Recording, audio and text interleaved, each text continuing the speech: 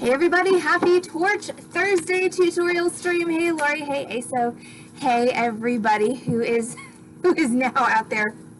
Yes, I know, I was actually somewhat on time and there was nobody watching. I was like, but people, where are you? And then it occurred to me that it was on a solid 10-15 minutes earlier than I usually am, being on time. You were on at 6:07 or 6:08. I know, right?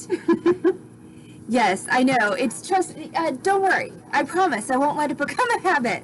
It's just one of those things that occasionally, every once in a while, I hit the on-time mark. But, yeah, trust me, it won't happen very often. So, welcome to Torch Thursday. So, we're actually doing, on this Torch Thursday, this project, which is our soldered wideband ring. And this is one that I had scheduled to be on stream a while back, and it got canceled. I don't remember why, but I know that there was either a technical difficulty or there was something that happened in my life, and so this class never got taught. So, wham bam, here we go, teaching it tonight. Also, for everyone who was expecting me at noon today, I'm very sorry that I abandoned you. It is a good thing I did, though, because we had that huge deadline that we have been working under, Heather and I both. We made it today by the skin of our teeth. I think I finished my last bracelet about an hour before the client came to pick up. So if I had streamed this afternoon at noon as I had intended to yesterday, when I had much more, unrealistic thoughts about how early I could wake up in the morning, I would not have finished in time. So thank you all so much for your patience. I'm sorry I abandoned you at noon. I promise.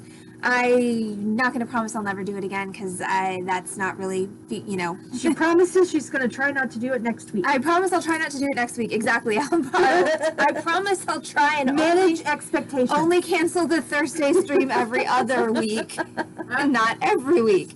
Because we had the Thursday noon stream last week, but I'm pretty sure the week before it also got canceled because of my air conditioner. So yeah. So anyway, hi everybody. Happy Thursday night. Happy night. Happy night. Happy deadline done.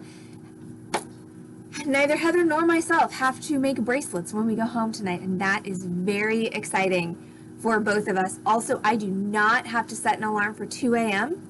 Oh. Super excited about that as well. That's the first time that's happened in the past 3 nights.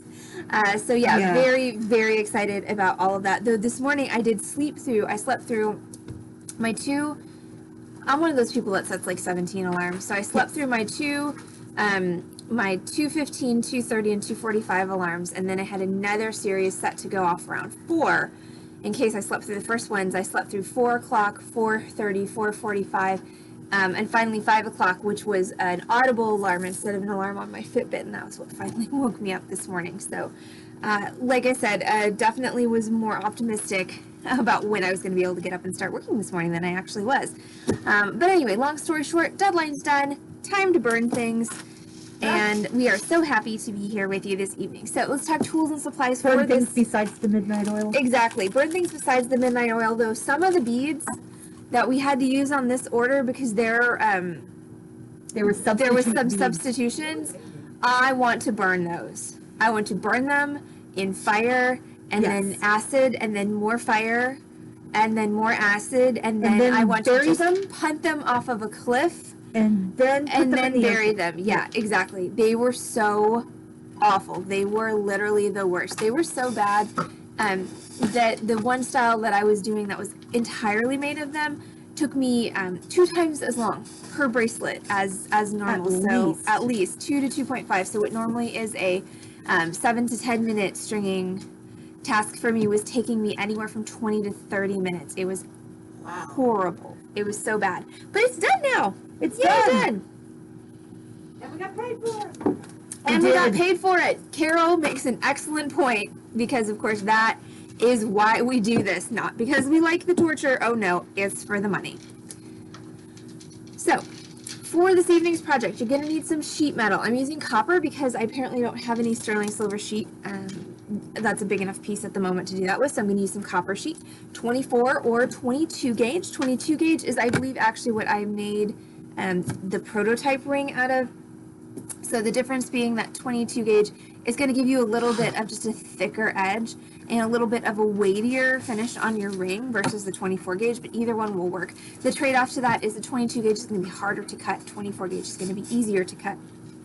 You're going to need some easy solder and extra easy solder. Okay, so we're going to be using our 2 lowest densities of solder, and then you are going to need a stone, a cabochon stone, and a bezel cup. And I've got all my, I'm working on a couple of projects, so I like to put my stones in little jars so that I don't lose them, because my work surface is not exactly what I would call neat or tidy in any.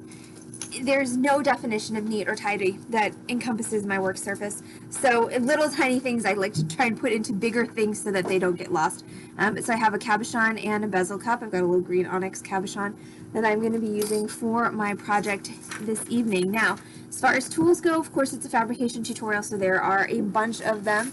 I've probably forgotten at least 2 or 3 of them off of my tool list. If not more than that, I will add them when I remember what I have forgotten. And of course, as usual, safety is a thing that I am not doing right now. So if you're soldering, you really should pull your hair back. You should wear cotton clothing, and you should make sure, well, you should definitely wear clothing, preferably cotton clothing. But you also, I did not say do this naked. You did. I heard it. I did not. I heard you. The peanut gallery is trying to derail me. Not this one this time. No, that one. We have multiple peanut galleries. Yes. In the store. We're fancy. We are fancy.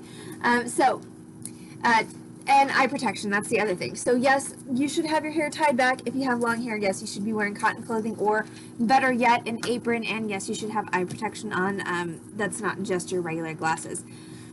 Am I doing any of those things? No, I am not, but but chances are I'm not going to light myself on fire on stream tonight, so we should all be good. All right, so you are going to need a torch. I'm using my, of course, laser butane torch that I love. You're going to need a soldering surface. I am using my EEP solderite board. It's the one that I almost always use on stream. I like my solderites because they're a little, hey, Corvus. Uh-oh. Well, I mean, if you want to solder naked, go for it. It's all you. Just be careful where you drop the hot metal. That's all I have to say about that. So back to tools and supplies. So torch, soldering surface, pickle and pickle pot. That's this right here. We'll talk about what that is and what it does when it's time to use it. Flux, and we'll also talk about what that is and what it does when it's time to use it. You're going to need your pliers, round nose, chain nose, wire cutters. You are going to need a ring mandrel, and if you have a tapered, not tapered, this is exactly the opposite of tapered. If you have a stepped ring mandrel, that's going to help you because we are doing a wide band ring. So that's one of the times when stepped ring mandrels are really helpful. So you can see that this is actually it's like a bail making pliers, and it's a series of cylinders instead of a large tapered cone. The reason that tapered mandrels are not so great for wide band rings is because of the taper, because you can see that I've got a lot of gapping on the top here.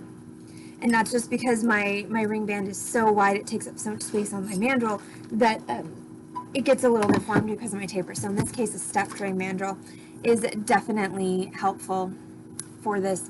You're going to need various poundy things. You're going to need a chasing hammer and also probably a mallet, though you could get away with just a chasing hammer if you don't have a rubber or a rawhide mallet handy.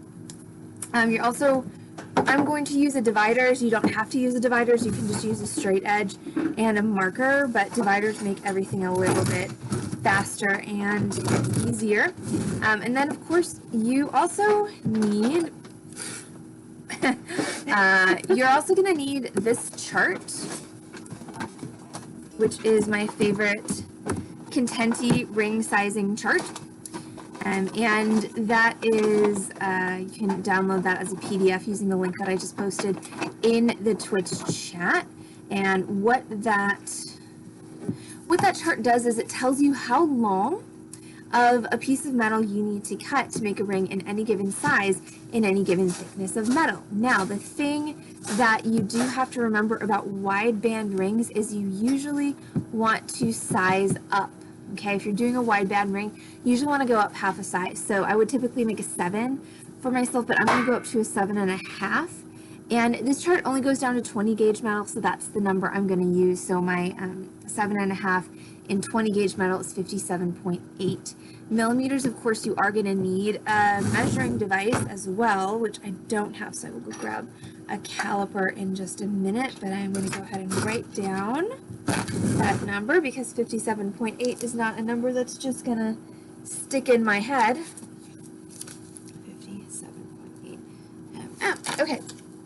So, the reason that we're starting with sheet metal instead of any kind of wire in this particular instance is because when you're doing a wider band like this, a lot of times they don't make wire or pre-made stock in the proper size, so, or width, so you just kind of have to go it from scratch and cut from sheet metal. So I'm going to take my sheet metal and I'm going to set it on my work surface. And I'm going to try and find one of the manufactured edges because those are the edges that you can be completely sure are straight. I'm going to set my dividers to whatever width I want my ring to be. And then I'm just going to take my dividers and I'm going to drag them down the side of my metal. So I was running... It is a shell necklace, Corvus. I will pull it off and show it to y'all in a minute. So I rode one side of my dividers, you can see on the side of my metal, and then what that did is it scribed a line in my metal, which you can barely see, but I promise it's there. So easiest way to make a long, straight piece is to use your dividers on that. So Corvus asked about my necklace, and so yeah, so this is a complete rip-off of the designer. Her line is called Dezo, D-E-Z-S-O, and she does a lot of like kind of beach-inspired things, and of course her pieces are all beautiful and done with 18 karat gold and all of that. So this was something that I made a similar one for a client a while back, just kind of riffing on one of her designs. What I like is the kind of the blocking of the shells. I think that's the middle. So kind of the color blocking and the asymmetry of the dark and the light shells, and then I threw some little gold spacers in there just for accents. But yeah, I'm really fond of this necklace, and I like that it's very beachy and it's very summery without being like your typical shell necklace, just because it's got a little bit of interest to it because it's asymmetrical and the color blocking. So yeah, definitely I'm a fan of this necklace. I don't wear it as often as I should because I tend to forget that it's in my jewelry or more. Okay, so now that I have, now can I put it back on? See, that's always the, got it. Okay, so now that I've got this marked, I'm going to take my metal shears and I'm just going to cut on that line.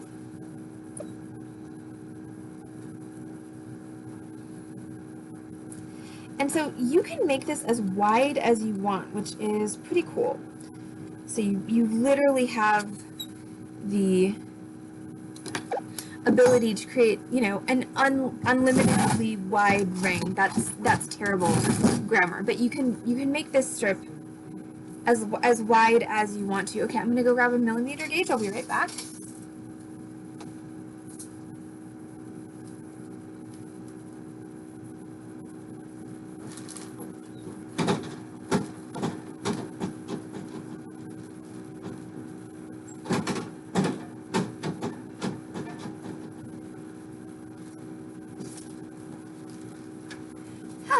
Measuring tools, muy importante. 57.8 millimeters.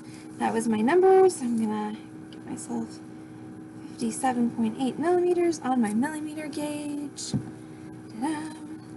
And it's, it's hard to get, I think it's gonna click to like 58 if I push it. Yep. So sometimes you have to go with what's the closest I can get this. Okay, I'm gonna go with 57.78, pretty close to 57.8. 8. So that's how long I'm going to cut.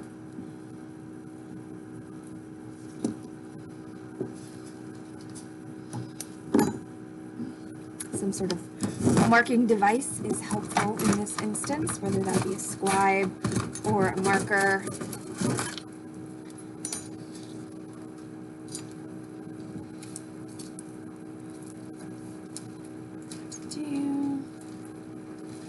All right. So I have scribed myself a mark at 57.8 millimeters, and I'm just going to go ahead and cut that like so.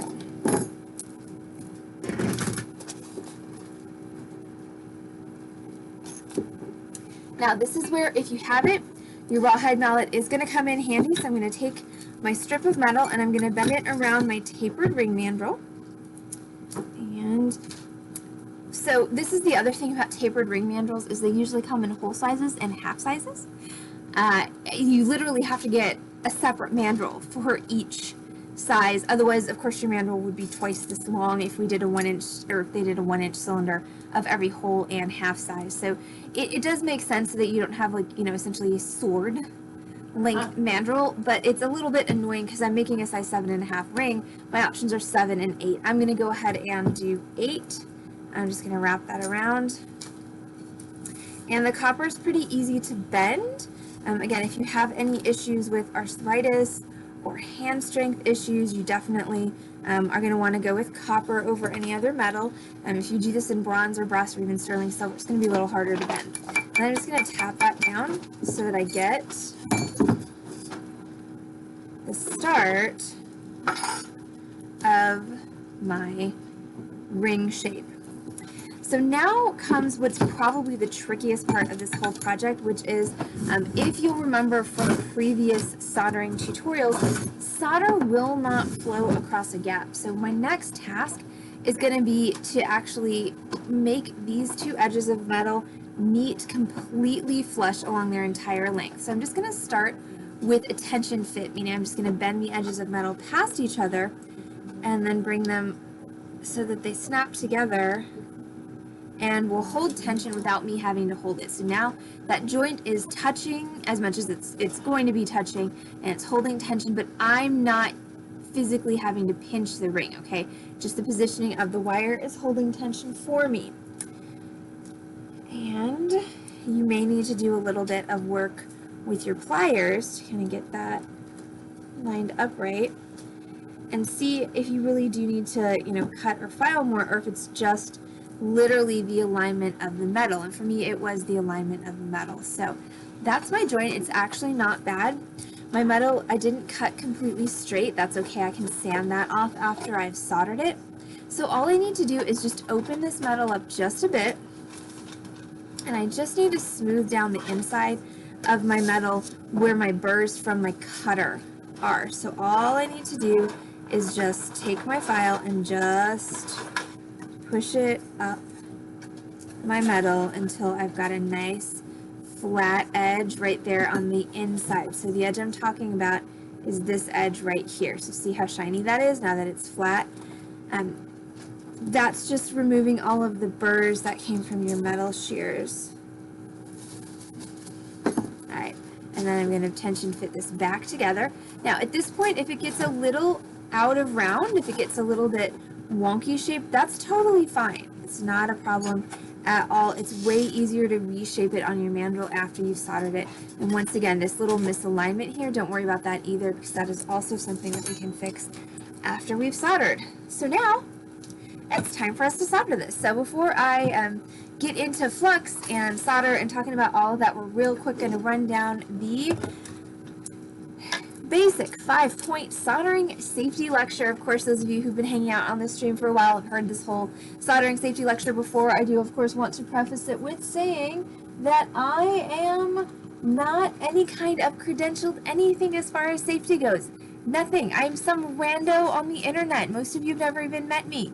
There's no reason for you to listen to me as far as safety goes, but I will say that I have been teaching soldering for a number of years. I think I'm coming up on 10 now, and there are a number of points that do tend to come up over and over and over again as far as creating a safe soldering environment in a home studio, and also being safe when operating in a community soldering environment as well. So number one, do as I say, not as I do. Keep 6 to 8 inches of clear space around where your flame is going to be located at all time. That means nothing within 6 to 8 inches of your flame that can be melted or set on fires. Things like webcams, Kleenex, paper, hair, paper towels, microphones. Like, no, all of these things should be away from your soldering station.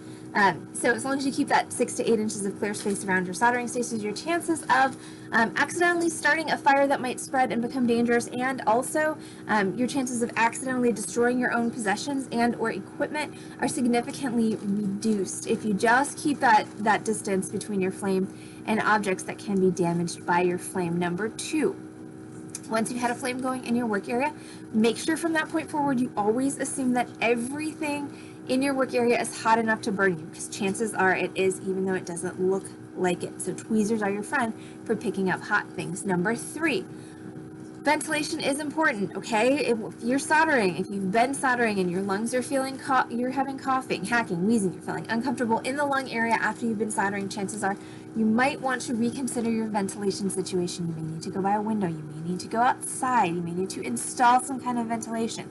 Listen to your body. Everybody's different. Yeah, I don't have issues with, the fumes from soldering, but a lot of people do. So once again, if your body's trying to tell that to you, listen to it. Number four, if you're not actively soldering with your torch, turn it off. These torches are very easy to light. They're very easy to extinguish. There's no reason to leave your torch burning when you're not holding it. And that can also turn into a disaster. So just turn your torch off. When you're not using it, turn it off. It's as easy as that. And number five, make sure, if you're working in a home workspace, that you have a fire extinguisher within arm's reach. If you're working in a community workspace, make sure you know where the fire extinguisher is at all times. And as long as you follow those 5 very, very simple, easy safety precautions, your chances of having a safe and non-dangerous soldering experience jump exponentially. So now let's talk about flux. That is what's in this jar. Flux is a chemical that protects your metal from oxidation. So the first thing, I will answer that in a second, Corvus. The first thing that's going to happen when you hit any metal that is either base metal or has a base metal component with a torch is that metal is going to oxidize. The oxide, or it's essentially black soot, forms a barrier through which your solder cannot flow. So in order for the soldering to work, you have to protect your metal from that oxide layer, and that's what the flux does. I use Handy Flux brand, which is just a basic borax-based paste flux. It is poisonous, so don't eat it. Keep away from small children. Wash your hands before you eat, all of those things, and you'll be fine. I like the Handy Flux because I like paste flux better than liquid flux. That's just a preference of mine. And the Handy Flux is inexpensive and easy to use. There was a question about what torch do I have. This is a Blazer butane torch, and I think that's the model number. Do not use it for decorating. Exactly. No, the Torch Thursday stream is not a decorating stream. Oh my god. I mean, I guess you could make jewelry for decorating on the Torch Thursday stream. But I think that the, canvas for the decorating, falls under that things that are flammable or meltable. So keep the canvas away from the torch. But yeah, so Blazer Micro Torch, if you search Blazer Butane Torch, you'll probably find this one on Amazon. It's one of the more expensive butane torches out there. It'll probably cost you about 60 or 70 bucks on Amazon, but it is worth every penny. I killed so many cheapo, like $20 Burns-O-Matic torches before I discovered this. The reason for that is all of those inexpensive torches are designed to only have so much burn time in them, and if you're using them a lot, like I was, and like I do, you run through that allotted burn time essentially very quickly, and then your torch just croaks on you. The blazers are designed for professional use. They are mainly used by the jewelry and dentistry industries, so they are designed to have a lot more burn time inherently in them than the ones you buy at Home Depot. And they're, like I said, worth every penny. I've been using this one for a solid probably 7 or 8 years now, and it hasn't died on me yet, so definitely wish I figured that out a couple years earlier. So now I'm going to take my flux and I'm going to go ahead and I'm going to paint flux onto my joint. And copper has a tendency to get dirty, so I am going to go ahead and put a generous amount right on that joint. And then I'm going to cut myself a piece of easy solder. So let's talk for a minute about solder densities. So solder, sterling silver solder, is sterling silver that's been alloyed with zinc. What the zinc does is it drops the melting point of the alloy down below the melting point of the actual metal with which you're soldering. And I am, yes, so this Corvus, I'm going to backtrack a bit. So this one has no tank. The gas supply is internal. It means that this one's not as versatile as a proper jeweler's torch that connects to a tank, where you have regulators and you've got different tips you can use. Like you get one kind of flame with this and that's it. You know, there's no big flame, little flame, like it's all the same. So it's definitely, it's a more of a blunt instrument than a proper jeweler's torch, but your investment is so much less with this than with a proper jeweler's torch. I mean, this costs less than even like your hoses and your regulators and everything, and not to, you know, let's don't even talk about the gas tanks. Number 2, I like this because it's very home friendly.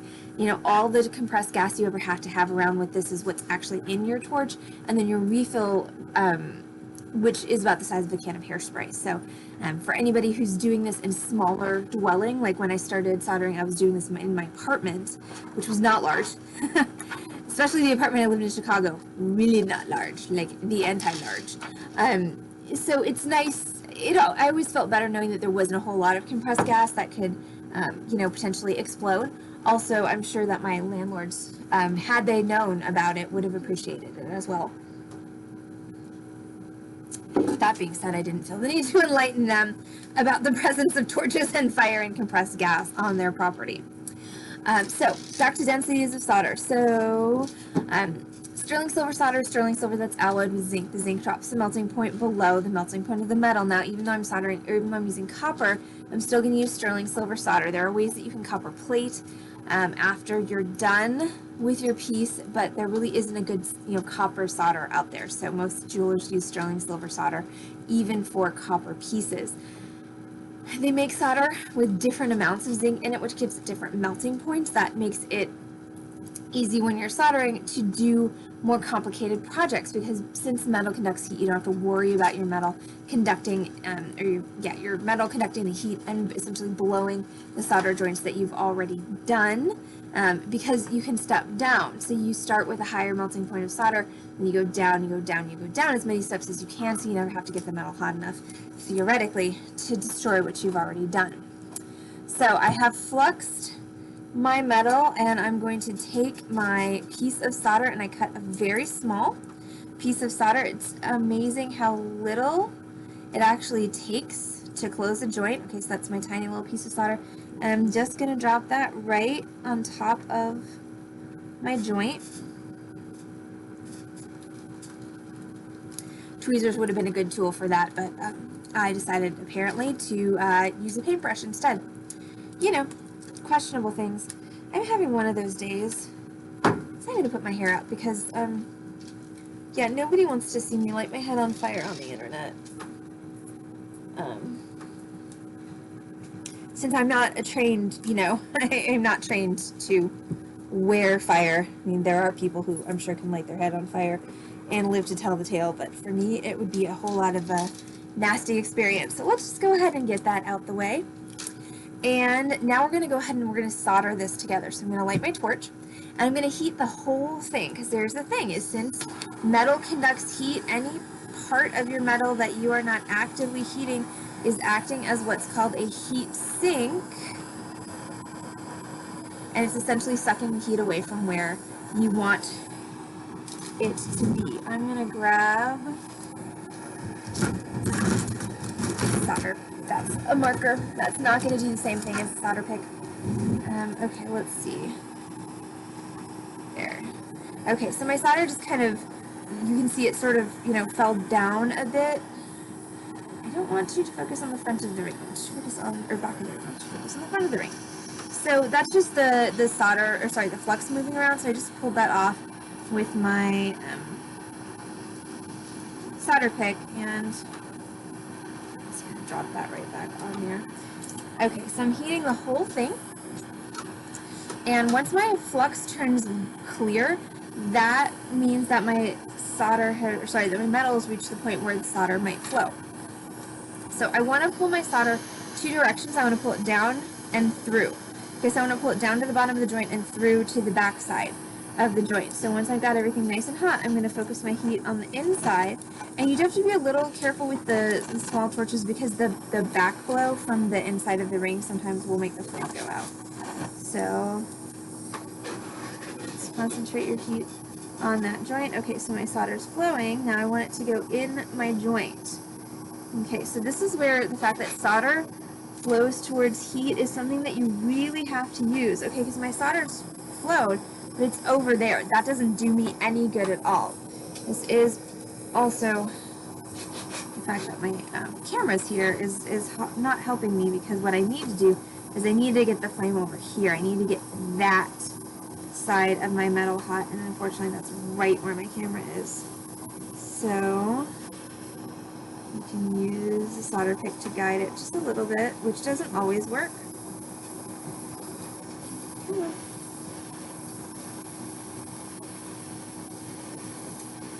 Wow, well, it's flowing down, which is super exciting, but not where I want it to. Okay, so far we have a fail as far as soldering goes. I have successfully flowed my solder down the side of my ring.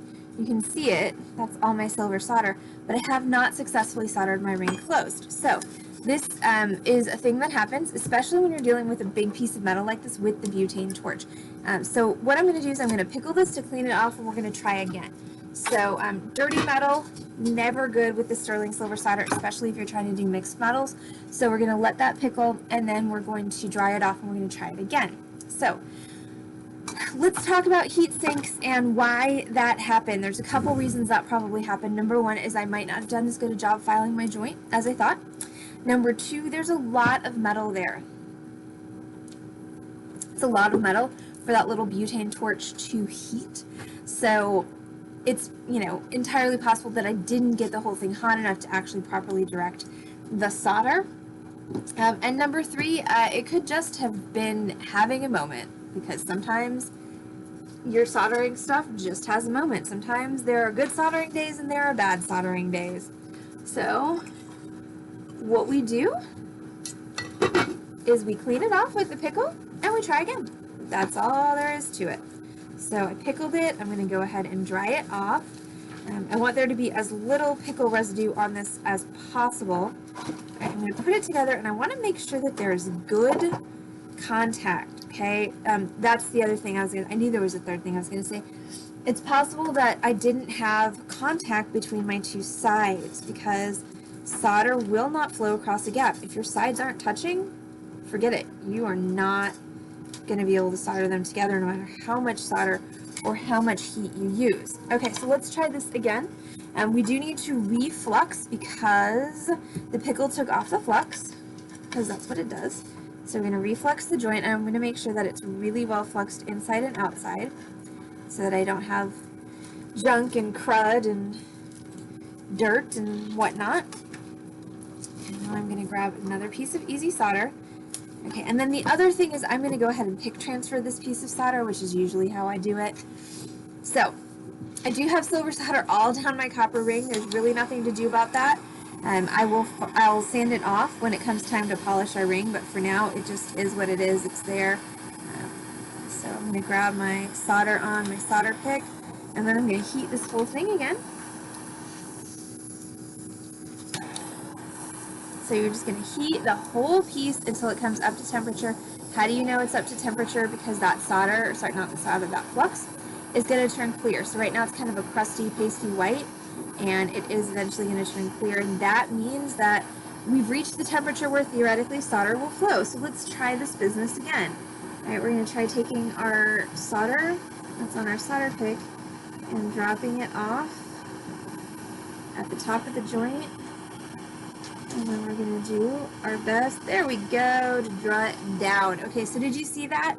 So that time, something very similar to what happened the first time happened the second time, with the notable exception that this time when I drew it down with my heat, it actually went down my joint and not just down the side of my ring. So I think I'm pretty confident in saying that the problem in my first attempt was contact. I didn't have enough contact between the two sides of my joint. So they really have to be touching in order for your soldering to work.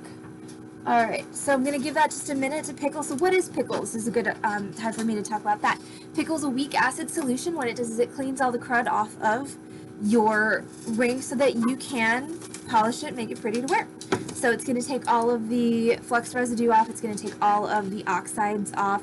If there's any solder board or anything that's stuck to your piece with the flux residue, it'll take that off as well. How long does it have to stay in the pickle? Basically just until it's clean. So until all that stuff is gone from your metal. So in sterling silver, you're going to wind up with a kind of a whitish color on your metal once it's clean. In copper, it's more like a pink. I use citric acid pickle. That's my fave because it doesn't off-gas any harmful fumes, so it's a really good one for a home workstation, and it's also a good one for a workspace like I have where I'm in my bead store, and so I'm oftentimes, pretty much almost all the time, working in the presence of others, and working in the presence of others who haven't agreed to be in a space where metalworking is happening. So I try to keep everything, you know, as friendly as possible, as non-toxic as possible, just so that, you know, nobody's walking into the middle of fumes that they, you know, didn't agree to walk into the middle of. I keep my pickle warm in a crock pot, and it's just a regular crock pot from, our first one was from Target, and then that one died an interesting death.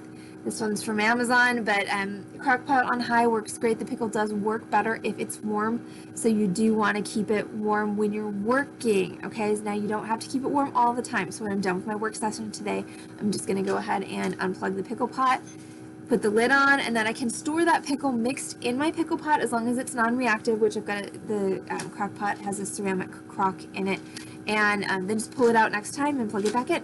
Easy peasy. Alright, so I think my ring should be pickled, we hope, from here. Alright, so I'm going to pull that out, I'm going to dry it off.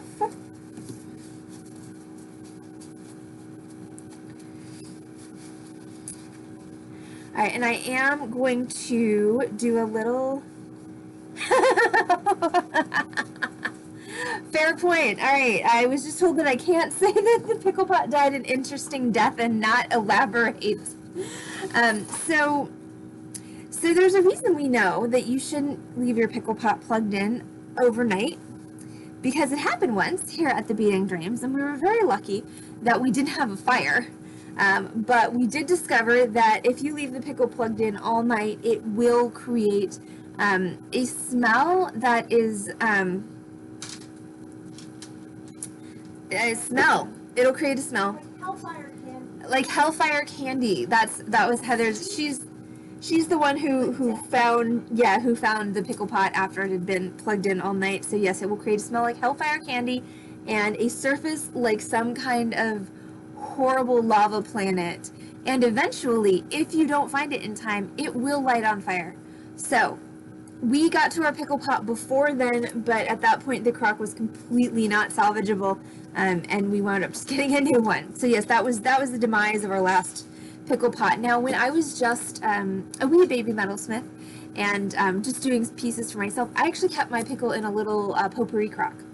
And once again, as long as it's ceramic and non-reactive, that works really well for smaller amounts of pickle. The bigger crock pot is better for us at Beating Dreams, just because we, when it's not pandemic time, teach classes and we have, you know, a larger volume of people using it. Okay, so here is my ring. Not very pretty at the moment. This is the thing about fabrication, is, you know, your pieces Those of you who do it know that your pieces are gonna get kind of ugly before they get pretty. So we're definitely full on in the ugly stage right now. So I got to do a couple of things before I put my stone on. Number one is I need to sand and even out this edge. Number two, I want to sand away most of that silver solder, and then I want to make it round again. So we're actually going to start with the rounding. I'm going to pop it onto my mandrel and just push it down. And then grab my mallet, tap that to get it back in shape. And now if you want to, like I have done on my prototype, you can hammer that as well. So if I want to hammer it to put texture on it, I'm going to leave it on my mandrel. I'm going to grab my chasing hammer and I'm going to use the round side and I'm just going to tap the metal on the mandrel. If you are going to hammer this, you do want to do it before you put on your stone, because otherwise what's going to happen is you're going to run the risk of bashing your setting in with your hammer. So if you're going to chase the edges like this, okay, do it before you put your stone on. However, I'm going to sand this off before I chase it, otherwise it's going to be really hard to get all that off. So I'm going to grab some stuff and things. Some 320 sandpaper, and this is just your regular 320 wet dry, and I'm just going to sand off as much of that solder as I can. And eventually I will get back down to the copper. So yes, that solder is permanently attached to the surface of your metal. You can't melt it off. If you have a sanding wheel on your rotary tool, you can sand it off with that, and it's going to be a much easier process than trying to sand it off by hand. Or a quicker process anyway.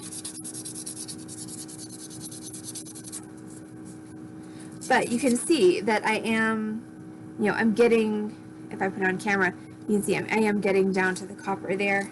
So it takes a little bit of elbow grease. Once again, you can make this process a lot easier by using a rotary tool and a sanding disc. I'm not going to judge you for that, nor should anyone. Like, it's nice to be able to do things completely by hand without, power tools, because, there's always times when you are without your power tools. But man, do they make life easier.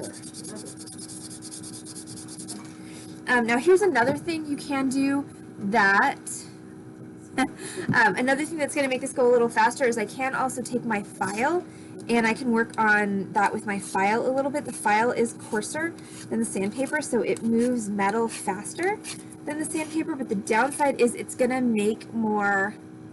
Heather, that's not better.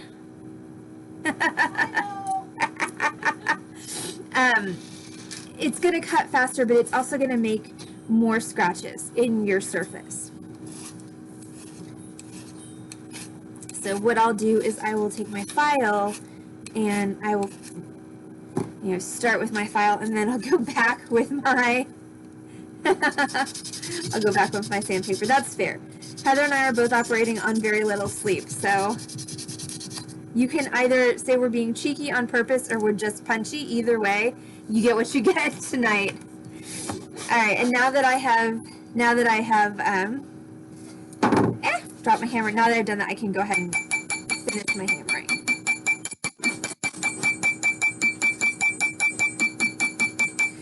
It does bear mentioning that hammering is going to make your ring a little bit bigger.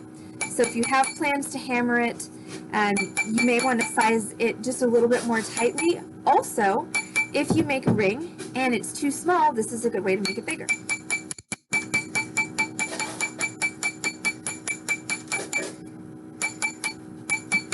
Okay, so I've hammered the entire ring. You can't see it quite as well because it's still got a lot of oxide on there, but once I polish it up, that'll be nice. Now I do need to fix this here, this little misalignment. So once again, I'm going to start with my file just to cut most of that metal down.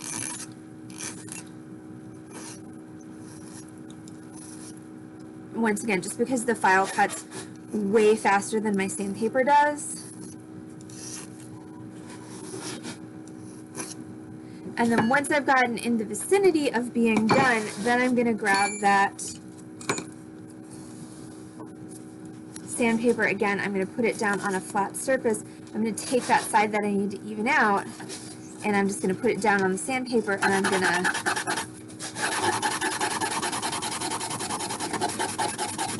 and by putting it on a flat surface, this is how I ensure that I get a nice even edge. So you can see where I've sanded and where I haven't. So what I want to do is I want to sand until I can see the sanding on the entire edge. And that means I've gotten it even. Now once again, you can do this with, sorry, that's probably going to make everybody seasick. You can do this with a sanding disc as well on your rotary tool. I will say this is one that I do like to do by hand because it's easier to get a flat edge by putting your sandpaper on a flat surface. If you're using a rotary tool that you're holding in your hand, it's harder to keep it level, at least for me. And even if you got your rotary tool affixed in a clamp or whatever, you still, you know, whether you're bringing the tool to the metal or the metal to the tool, either way, you know, you're prone to tilting one or the other, one way or the other, which is not ideal if you're trying for a level surface.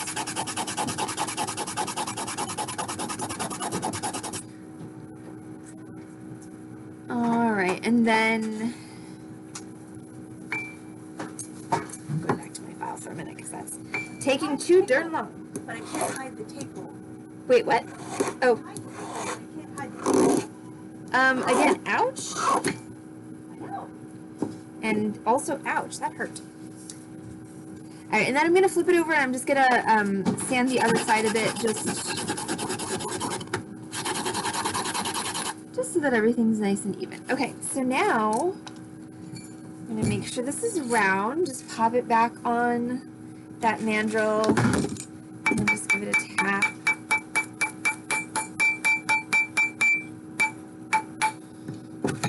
Okay, so round ring, hammered, edges are sanded. If the edges that you've sanded are a little rough, which mine are, you can just grab some fine steel wool, some just 000, and just take it around the edges, and that'll smooth them down really nicely. And we're going to need that later as well, so if you just grab that out, don't put that away, because we are going to need that in a minute. And okay, I think we're ready to put our vessel cup on now. So, flammable things should move away from your soldering station.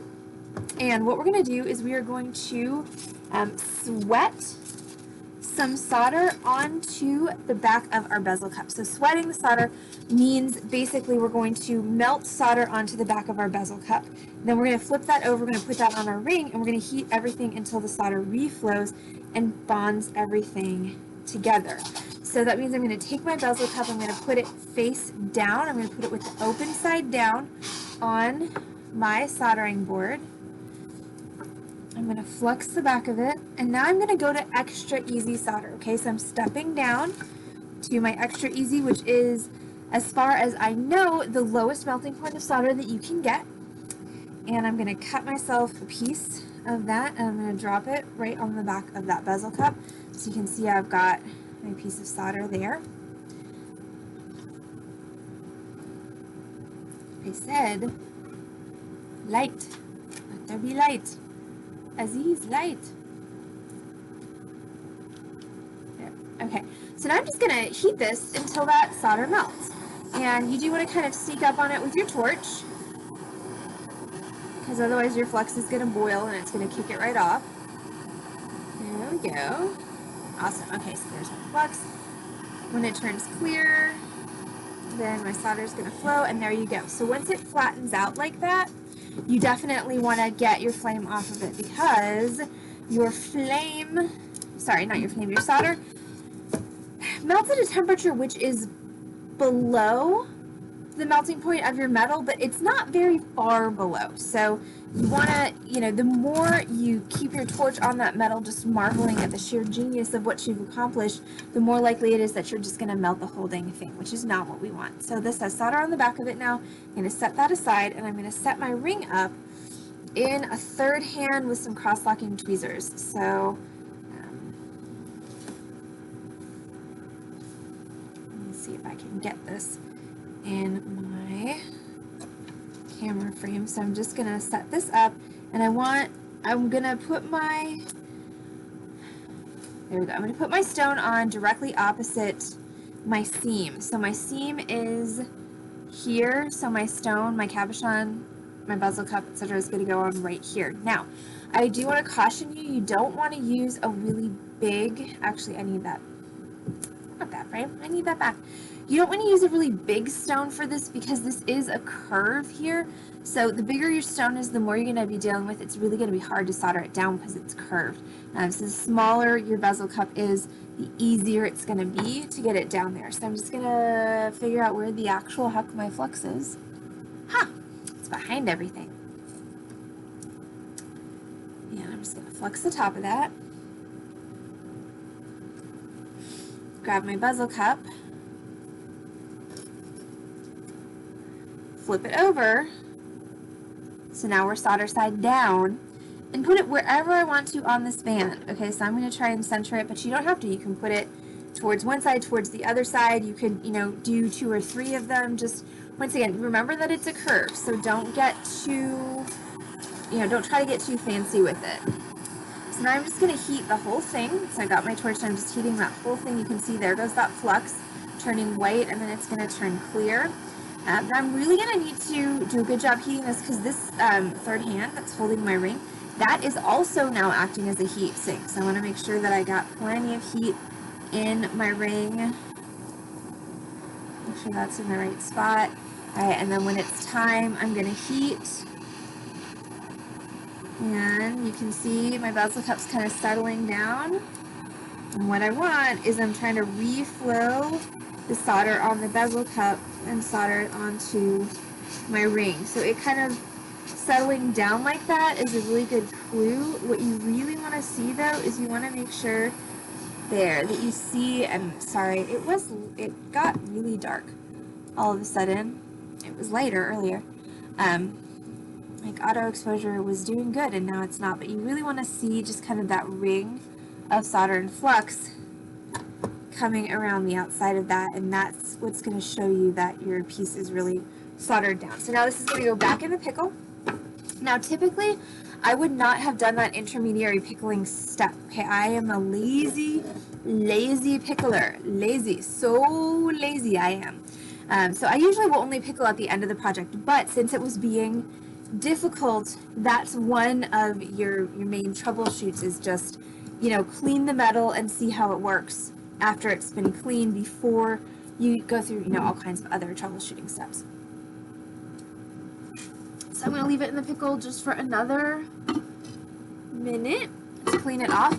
And then I'm going to go ahead and I'm going to buff it with that same steel wool that I used to kind of smooth down my edges.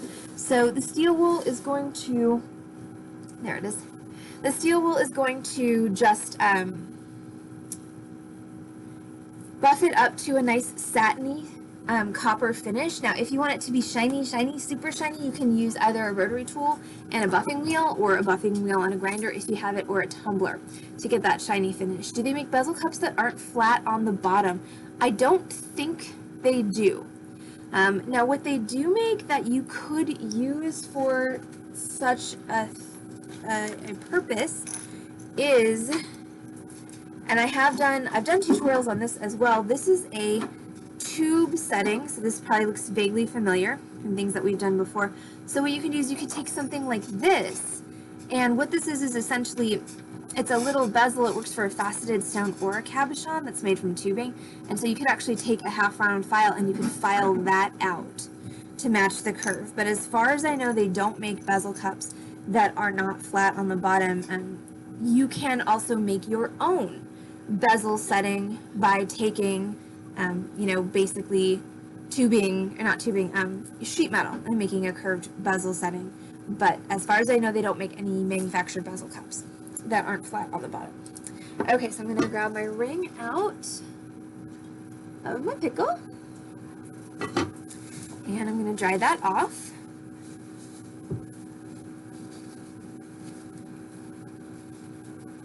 No problem, Aso. Always happy to answer questions. Okay, so there is my ring. It's all soldered together. This is on there nice and securely. My back is still soldered together. I didn't get all that silver solder off of there, but that's okay. So now I'm going to take my steel wool and I'm just going to buff this. So the steel wool is going to take off most of the crud that's left. Now there's a little bit of fire scale on here. I really could have left this in the pickle a little bit longer if I were so inclined, but I am so inclined as to finish the project. And since I picked a green onyx instead of a softer stone, I can actually throw this in the tumbler after the fact. Now that's not something I usually recommend. So see, it's getting nice and shiny because you never know what's going to happen to stones in the tumbler, but the green onyx is pretty sturdy. But if you were going to tumble this, typically you would do that at this point. Okay, so you tumble and do all of your polishing before you put the stone in. Okay, the stone is always the very last thing to go in. Sorry, I just need a little bit of a better angle on this. Okay, so steel wool gunk. Alright, so that's my ring, which is polished. You know, it could be more polished, but at this point you've got the idea. So now I'm going to grab my green onyx stone. Now, if you are at all unsure about the fit of your stone in your bezel cup at this point, what you want to do is lay a piece of dental floss across your bezel cup before you put your stone in, because God forbid it should get in there and it's not level. It can be difficult or impossible to get it out again. Now I already tried this, so I know that it fits, so I'm just going to go ahead and pop that in there. And you just want to make sure that your stone is seated well and level. And then you're going to grab your prong pusher, and we're just going to bend that bezel down around your stone. So what I'm going to do is I'm going to take my prong pusher, and the motion of your pusher is going to be a little bit of in, but mostly down. So my goal here is to take this wall of bezel that you see kind of sticking up and conform it to my stone.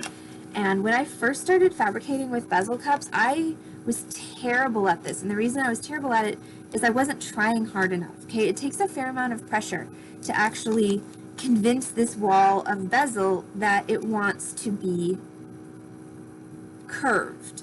Now, notice since my copper is really soft, it's been annealed from the soldering, I'm kind of deforming my copper ring when I'm doing this. I'm going to put that on my mandrel at the end of my process, and I'll round it back out. So, alright, so you're just gonna, so I started working kind of in opposition. It's not as important with this because my stone is pretty tight in there. If your stone's looser, you definitely want to work in opposition so you don't push it off center.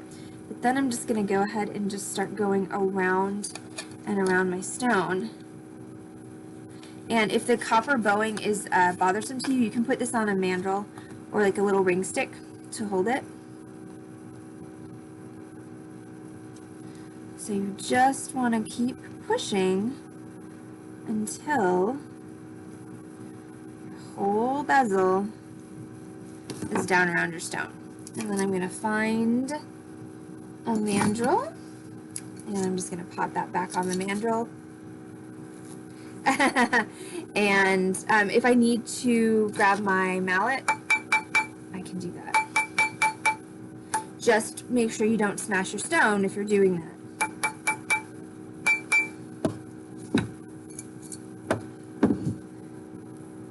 And if you wanted to add more texture, you could.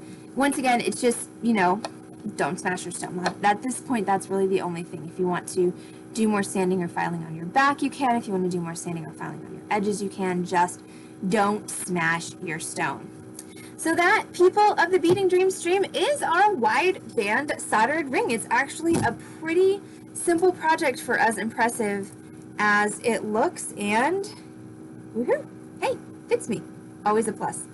So thank you so much for hanging out on our Torch Thursday Beating Dreams stream. I'm Allison from Beating Dreams. It's a good numbering for me too. Beating Dreams in Dallas, Texas. We are an actual brick and mortar retail bead store. We are here on Lovers Lane in Dallas to feed your need to bead 6 days a week. We're here Monday through Saturday from 1 p.m. until 6 p.m. If you're not local in Dallas, you can find us on this channel, twitch.tv/Beating Dream, 5 times a week with complimentary tutorials. We do stream Wednesday through Saturday at 6 p.m. Central Time, plus Thursdays at noon. Most Thursdays, not today, but most Thursdays we stream at noon Central.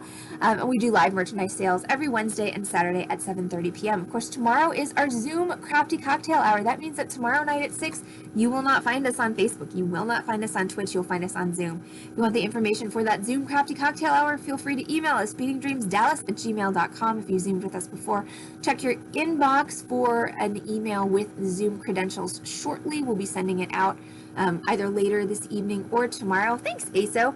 And if you've Zoomed with us before, it's the same credentials as always because it's a recurring meeting. So that's it for Heather and I today. I think I have to go rescue Heather from the front of the store because apparently she lives there now. So hopefully I'll see a bunch of you tomorrow on Zoom. If I don't see you tomorrow, have a wonderful Friday. Have a great weekend, and we'll see y'all back on this channel, twitch.tv/Beating Dream on Saturday with our wood inlay project, which is going to be fun. This is a new kind of pathway that I'm taking. I'm very excited by it. So that's going to be Saturday's project. So everyone have a wonderful evening. Have a great Friday, and we'll see y'all back on this channel, twitch.tv/Beating Dream, Saturday at 6.